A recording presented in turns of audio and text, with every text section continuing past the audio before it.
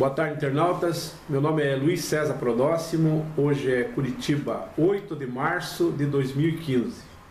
Daqui algumas horas estará sendo postado no YouTube o título Quem a Copel foi e quem a Copel vem sendo, parte 27. Dias atrás eu recebi essa fatura de energia elétrica da Copel. No verso tem uma propaganda. Eu tenho dito para vocês que a Copel ou conta meias verdades ou ela mente. Então aqui no verso diz o seguinte: parabéns, Paraná. A Copel foi eleita a melhor distribuidora do Brasil e da América Latina na avaliação do cliente.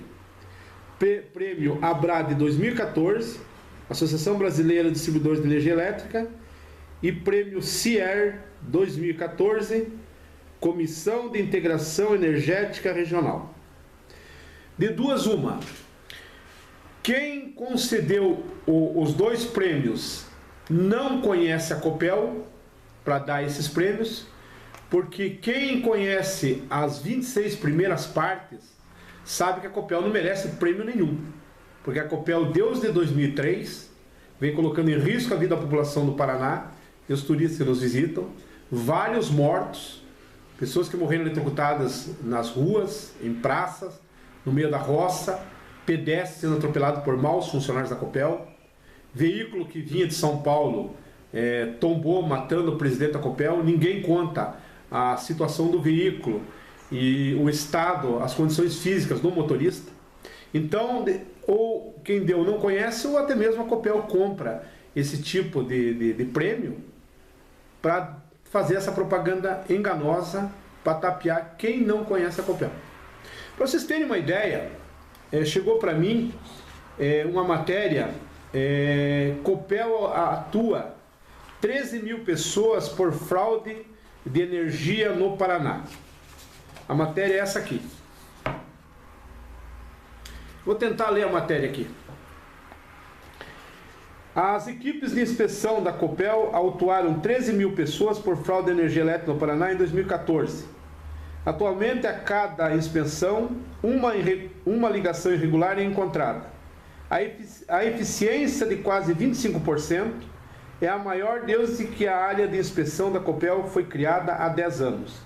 E dobrou em relação ao ano de 2013, quando foi de 13,4%. Em Curitiba, a eficiência ainda é maior, 40%. Para alcançar esses resultados, a companhia investiu em tecnologia e treinamento de equipes especializadas. Não foi o número de fraudes que aumentou, mas a nossa capacidade de identificá-las, com a preparação de nossos técnicos e o apoio de um banco de dados extenso e de equipamentos modernos. Intensificamos o combate ao furto de energia, esclarece o diretor-presidente da Copel de Distribuição, Vladimir Dalef. A adulteração de medidores para registrar consumo menor do que o real é a forma mais comum de furtar energia elétrica. Para combater esse tipo de fraude, a Copel conta com equipamentos modernos e informações integradas como histórico de consumo, que detectam qualquer alteração nos medidores ou no padrão de consumo. Há também casos de ligações clandestinas em que a energia é retirada diretamente da rede, sem ser mensurada. É responsabilidade da Copel combater furto e fraude. Furtar energia elétrica é crime previsto no artigo 155 do Código Penal. Além disso, é uma grande injustiça com os consumidores que pagam suas contas regularmente. Temos nós dedicados a coibir essas ações com esforço cada vez maior, destaca Vladimir. Atualmente, as perdas comerciais causadas por furto apresentam 2,8% do total da energia comercializada pela Copel, um dos menores índices do país. Para combater as fraudes, a população também pode ajudar fazendo denúncia pelo telefone 0800 51 00 116. Acidentes. Além de ser crime, o furto de energia elétrica sobrecarrega a rede elétrica, prejudica o fornecimento de energia e pode causar acidentes. O risco de energia deve-se à falta de padronização e produção adequada às ligações ilegais, muitas vezes com exposição de cabos de energia. As ligações clandestinas representam a segunda maior causa de mortes com choque elétrico no Brasil, atrás apenas de acidentes fatais na construção e manutenção predial. Pois bem, essa matéria, ela, como já foi dito, que a Copel ela apresenta mentiras ou meias-verdades. Então nós gostaríamos de saber o seguinte: 13 mil pessoas, nome das 13 mil, histórico do crime que as 13 mil cometeram, quanto tempo ficaram furtando energia elétrica, qual era o tamanho da fraude que cada um causou. A matéria não apresenta isso. É o serviço mal feito que a Copel faz. Aqui eles dizem que em Curitiba a eficiência ainda é maior de 40%, que eles criaram esse programa há 10 anos. Então vamos fazer o cálculo aqui. Nós estamos em 2015, tiramos 10 anos da 2005. De 2005 para cá, eu denunciei aquele consumidor que tinha consumo zero, que estava escrito no Bolsa Família, que ganhava na época aproximadamente R$ 2.400. Esse consumidor ele não foi descoberto pelo que a Copel diz aqui. Ele foi descoberto pelas pessoas que estão comigo, que me passaram informações, nós fomos colhendo outros dados e depois, quando a gente tinha certeza que tinha alguma coisa errada, a gente passou para a Copel. Vamos dar mais um exemplo. Aquele consumidor que de 1988 até 2008 ficou furtando energia elétrica durante 20 anos, que ele tinha energia, não tinha medidor, não tinha fatura. Não foi esse sistema que a Copel diz que tem aqui que detectou. Foi pessoas que estão comigo, que passaram as informações, nós fomos investigados do nosso jeito e sabíamos que tinha alguma coisa errada e passamos para a Copel. Mais duas informações. Quem é o mega empresário em Curitiba que furta energia elétrica e a Copel não sabe? Por que esse sistema aqui, que eles alegam ter aqui, não descobriu? Será que ele é parceiro de alguém dentro da Copel? Outra coisa, quem é aquele consumidor que a Copel protege, que nós descobrimos que furtava energia, que ficou anos furtando energia, a Copel não detectou? Só chegou até a unidade consumidora quando nós demos informações suficientes para ela encontrar. Então, como foi dito, meias verdades ou mentiras. Isso para nós não é aceito. Nós queremos saber o histórico desses 13 mil pessoas. Essas 13 mil pessoas, se é que é verdade esse número, só estavam furtando porque a Copel trabalha mal e porcamente. Quinta é feriado, sexta eles não vão, sábado e domingo. Estou cansado de falar isso. 4 dias em casa. Como é que com 4 dias em casa você vai fiscalizar alguém? Então a Copel tem que se explicar essas facilidades que ladrões têm de furtar, de fraudar. O ano passado, em outubro, a Copel prendeu um funcionário seu uniformizado com veículo que estava cobrando por uma eventual fraude. E agora a Copel vem nessa matéria dizer que atuou 13 mil pessoas? Copel, aprenda a contar a verdade. Isso aqui para nós não passa essas mentiras aqui. Outra coisa, em janeiro desse ano, a pedido do grupo, eu entrei em contato com o Ministério de Minas e Energia. Eu pedi para o Ministério de Minas e Energia que avaliasse o documentário que está no YouTube com o título Quem a Copel Foi, Quem a Copel Vem Sendo, com 26 partes, com 28 vídeos, que é de interesse nacional o conteúdo desse material do YouTube. Passados dias, eu recebi esse e-mail. Parece brincadeira, né? Eu vou ler o e-mail que o tal Ministério de Minas e Energia encaminhou para a ANEEL. Se eu quisesse falar com a ANEEL, eu tinha ligado para a ANEEL. Nós não reconhecemos a ANEEL. Olha o que a ANEEL responde. Brasília, 22 de janeiro de 2015. Assunto: solicitação de ouvidoria. Número tal, Luiz César Prodócio. Senhor Luiz César, reportamos-nos a sua solicitação registrada nessa agência. As informações prestadas por Vossa Senhoria são insuficientes para análise da questão apresentada, razão pela qual são necessários os seguintes dados complementares. Número 1. Número da unidade consumidora constante da fatura de energia elétrica. 2. Número do protocolo fornecido pela distribuidora. E 3. Descrição detalhada acerca dos motivos no contato. Diante disso, Vossa Senhoria deverá registrar nova solicitação de ouvidoria, informando com clareza os dados solicitados por meio do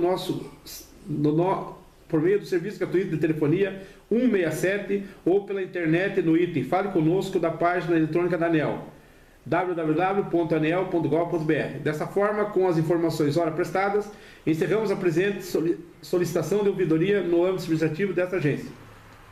Aí lá no final, ouvidoria ANEEL, superintendência de mediação administrativa, ouvidoria setorial e participação pública. Pois bem, quando eu recebi isso aqui, eu entrei em contato novamente por telefone com o Ministério de Minas e Energia e reclamei que quando eu abri o protocolo, era pro Ministério Público conhecer o documentário do YouTube e tomar as devidas providências e não encaminhar para a ANEEL, porque eu disse que eu não reconheço a ANEEL. Não fizeram, né? Então eu cobrei novamente que o Ministério de Minas e Energia tomasse providências. Disse para o Ministério de Minas e Energia que o que nós estamos denunciando coloca em risco a vida dos brasileiros. Paralelo a isso, eu entrei em contato com 3 canais de televisão: a Bandeirantes Paulista, o SBT Paulista e a Record Paulista. Informei esse documentário do YouTube, pedi para eles analisar e, quem sabe, utilizar a pauta.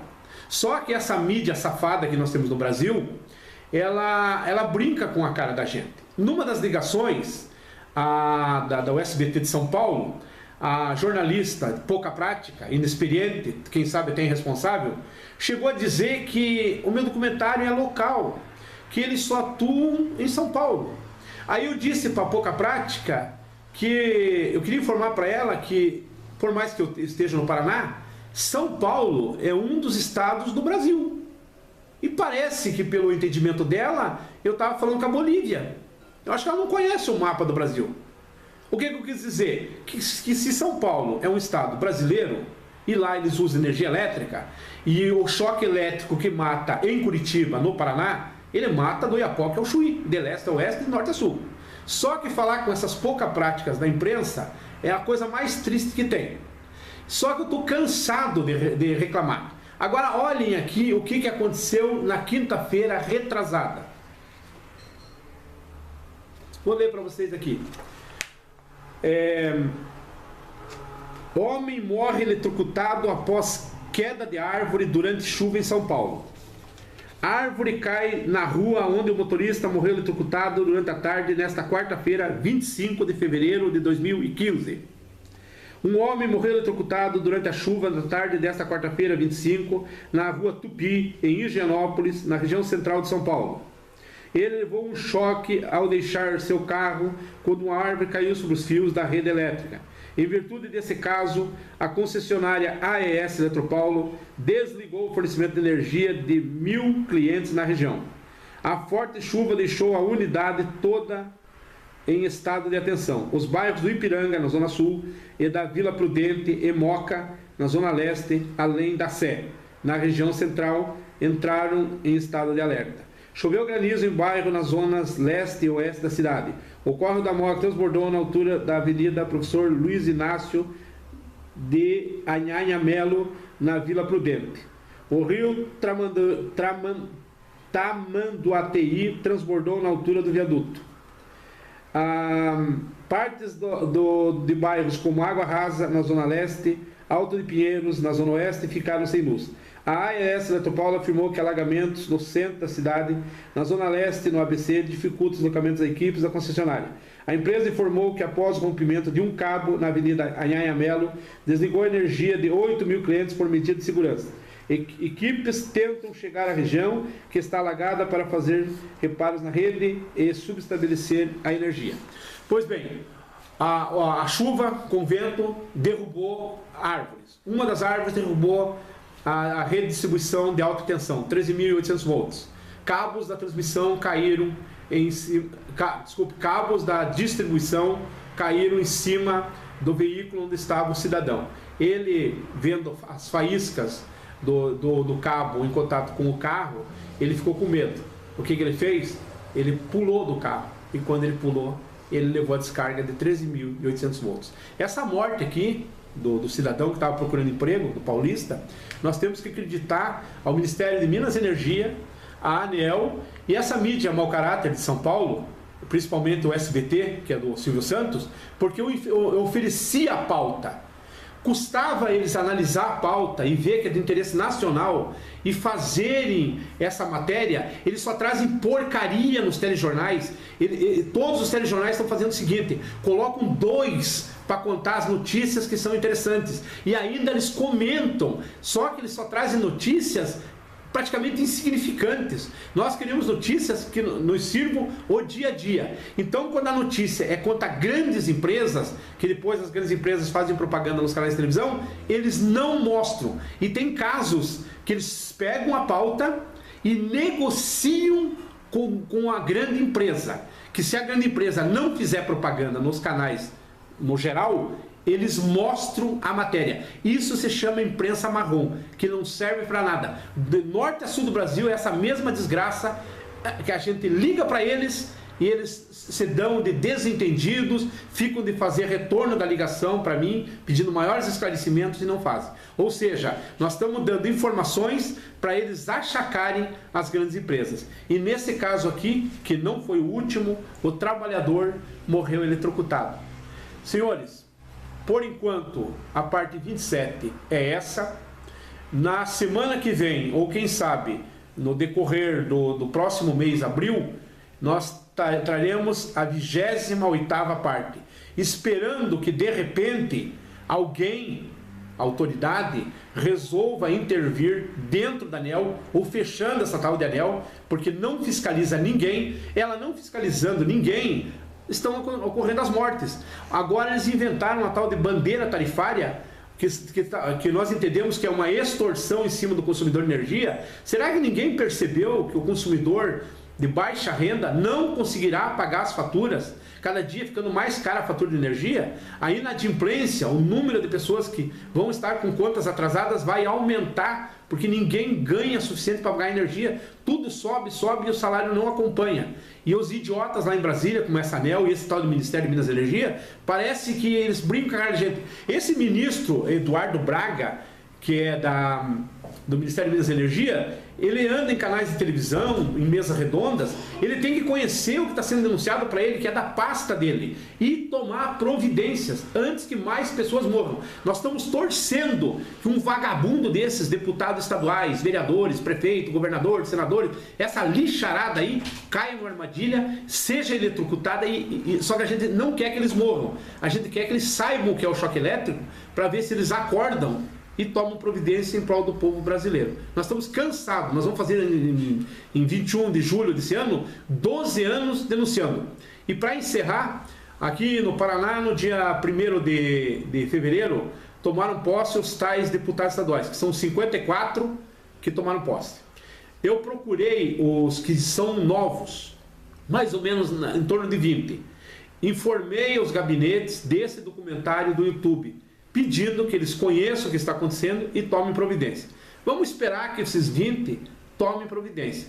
Se a gente perceber que eles não vão tomar providências, nós vamos começar a colocar eles no mesmo rol daqueles outros companheiros seus, de 54, no caso 34 conhece, digamos que 20 não conhece. A gente diz digamos porque nesses 20 tem uns que já foram deputados, como é o caso do Luiz Carlos Martins, já foi. Vai se aposentar lá para não fazer nada. E está sendo informado do que está acontecendo. Então, senhores, espero que vocês aproveitem o documentário. E daqui mais ou menos umas 5, 6 horas estará disponível no YouTube mais essa página. Era isso, obrigado e até a próxima.